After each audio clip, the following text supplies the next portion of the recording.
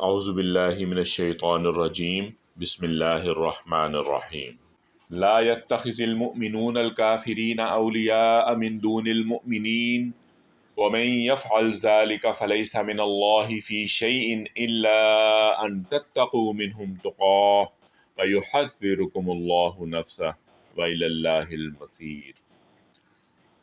مومنین اہل ایمان کو چھوڑ کر کافروں کو اپنا رفیق اور دوست ہرگز نہ بنائیں۔ جو ایسا کرے گا اس کا اللہ رب العزت سے کوئی تعلق نہیں۔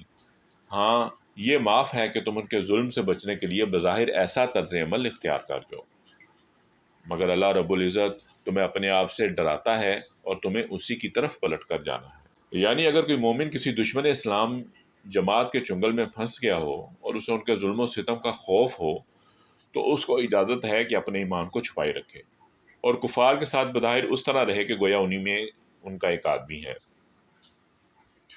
یا اگر اس کا مسلمان ہونا ظاہر ہو گیا ہو تو اپنی جان بچانے کے لیے وہ کفار کے ساتھ دوستانہ رویے کا اظہار کر سکتا ہے، حتیٰ کہ شدید خوف کی حالت میں جو شخص برداشت کی طاقت نہ رکھتا ہو اس کو کلمہ کفر تک کہہ جانے کی رخصت ہے۔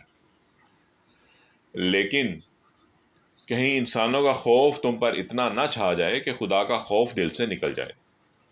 انسان زیادہ سے زیادہ تمہاری دنیا بگاڑ سکتے ہیں، مگر خدا تمہیں ہمیشگی کا عذاب دے سکتا ہے۔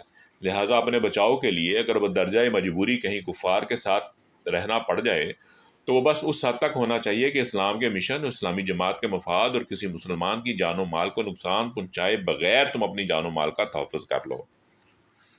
لیکن خبردار، کفر اور کفار کی کوئی ایسی خدمت تمہارے ہاتھوں انجام نہ ہونے پائے جس سے اسلام کے مقابلے میں کفر کو فروغ حاصل ہونے اور مسلمانوں پر کفار کے غالب آ جانے کا امکان ہو۔